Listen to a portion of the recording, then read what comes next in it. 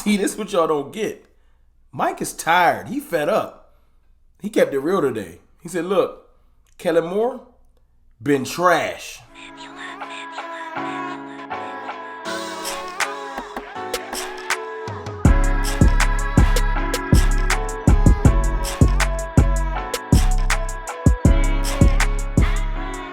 What's good, people? It's your boy, Mr. Rome, Cowboys fan talk, right back like I never left. What's up with y'all, man? Look, Friday night before the game, and usually this is the day I like to come in here and say, this is how we will win this game. And I'm going to do that tomorrow. I think I'm bringing back Saturday Night Live with CFT. Would y'all rock with that? People that been with me for a minute, put in the comments, would you rock with Saturday Night Live with CFT if I go on tomorrow, 8 p.m.-ish, 7:30 Eastern Standard Time? You know what I'm saying? Y'all rock with me? We can get it going. But look, Mike McCarthy's fed up. It's a lot of people calling out people this week. You know what I'm saying? You got Stephen Jones and Jerry Jones calling out CeeDee Lamb disrespectfully. Talking about they understand the fans are frustrated, and Stephen Jones is telling us to relax like Aaron Rodgers. And my response to that was simple. Shut your ass up. All right?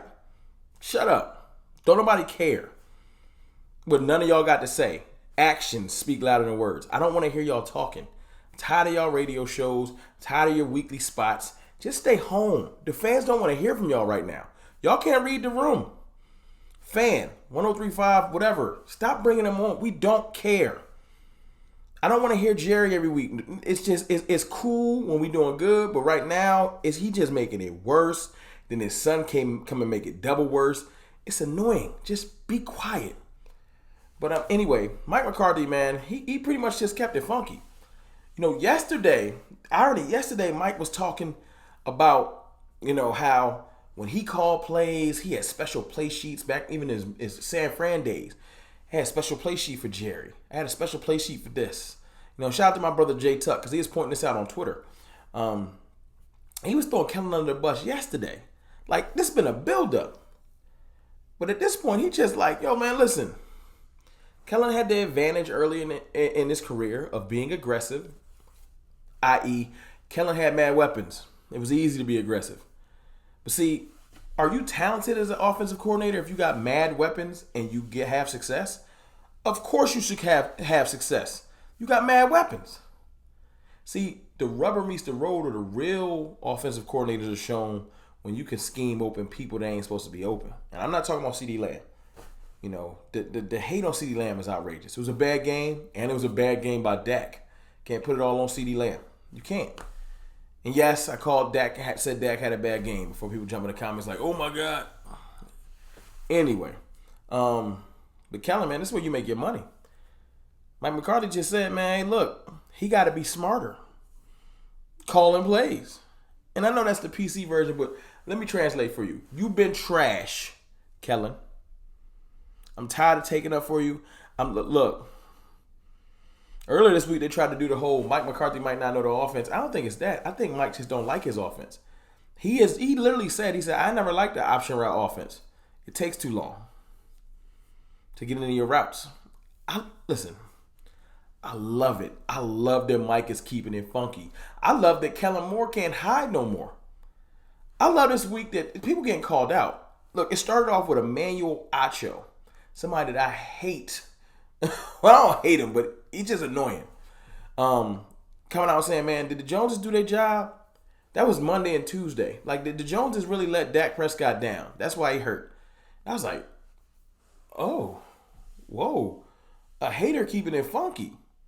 Because the real is starting to shine through. You can't just blame this on the players. See, the Joneses been hiding behind Tony Romo. Now they hide behind Dak Prescott. They hide behind defensive coordinators. They hide behind coaches. They never take the blame. And this week, the bullseye been on the Jones family all week. And I think it's going to get worse.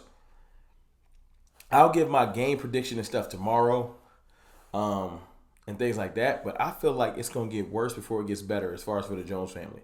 Either we're going to take off and start winning mad games, which is it's hard to do when you got Cooper Rush out there. Or They're going to continue to take this bludgeoning. You know what I'm saying? Because the Jones family think that, they keep saying, well, these players got to step up. How about you step up? How about you step up as a general manager and an owner? How about you do better for your players? You want everybody else to step up. How about you step up? How about you do more? How about you go get a free agent? How about you make a good trade? How about you draft the right players? And like instead of letting Asante Samuel go to the Chargers and picking Kelvin Joseph. How about you step up? Will McClay, how about you step up? Because everything you picked ain't been working out neither. And these is dudes I done gave credit to. But y'all step up. Because right now, y'all dropping the ball too. You can't just throw it on the players every time. Y'all do a better job. How about that? And that's why Mike is just like, look, man, if the ship gonna go down, I'm gonna keep it real. And I really feel like the reason why I'm excited about this happening, because I was excited earlier, is I feel like we're getting closer and closer to Mike just be like, all right, move. I got it. Just move. I'll call the plays. Because you don't know what you're doing. And I guarantee Mike McCarthy's actual offense that he would want to run would be easier to understand, quickly adaptable. It'll get people like Jalen Tolbert on the field. This option route crap and this, this as my boy Jay Tuck and Boss Cowboy would say, this no ID offense where, they don't want to highlight a player. They want to focus on different weird route concepts when you're running 2-man routes into 7-man coverages is retarded. And I think Mike's just like, man, I ain't really a fan of it. I'm not. But it's all good. Like, I love it. Pressure bust pipes. Either Kellen gonna rise or sink. Either this team's gonna rise or sink. I just get to document it. You know what I'm saying? I'm gonna be mad if we sink, but I get over it. It just gonna be is what it is. But I got faith that we're gonna rise because I really got faith in the players. I just feel like they've been set up. They have not been given all the advantages like other teams. They got a head coach that can't coach because he's not allowed to. He can't use his offensive schemes. He couldn't pick his offensive coordinator. He got his arm tied behind his back. The defensive coordinator gets to do his job because it's a whole nother segment, and the Joneses didn't pick a D coordinator. But anyway, let's talk about these players, man. Let's talk about, for a moment, something I'll get into more in depth tomorrow. Players calling out players, man. Jamar Chase talking spicy on Trayvon Diggs. I like it. Look, when they was asking him questions, he was trying to keep it PC and just say, he's like, Diggs is an athlete. He got great ball skills. But then he was like, he's kind of on and off. He don't really have good technique. And I said, read between the lines. Basically, he's like, man, he's not that good. And I sunned him at Alabama. And that's the beauty of development, getting better. So you probably did own Diggs at Alabama. That's a long while ago. And that's a lot of interceptions ago. And I'm letting you know right now, our pass rush will get to Joe Burrow. Joe Burrow is not Tom Brady. He's not going out there. His game isn't even predicated on quick passing. He might throw a slant or two, but he's trying to hit that home run. A lot of their routes develop 10 to 15 yards down the field. That's the Bengals way. So we're going to have some time to get to him. Because you need a little bit of time to develop those routes. So the pass rush get to them, do their job. And Trayvon Diggs, man, Joe Burrow will throw you some. 4 picks last week. He'll throw you some. Am I predicting a pick of Trayvon Diggs? Maybe. We'll talk about it tomorrow on my live. But I do know this. I know that this week, like I said yesterday in my video, we've been getting disrespected all week. And I said, who's going to step up? What players? Someone has to. I've refused to believe that I felt like we had so much talent on this team, even with the injuries, that we can't just continue to get embarrassed like that. So I really feel like somebody's going to step up. But before I jump off this joint, and like I said, tomorrow I'll go live around 7:30, 8 p.m. Eastern Standard Time. Saturday Night Live with CFT. Before we get to that, I just want to say, man, I'm happy that people are being held accountable. That's what this whole post is about.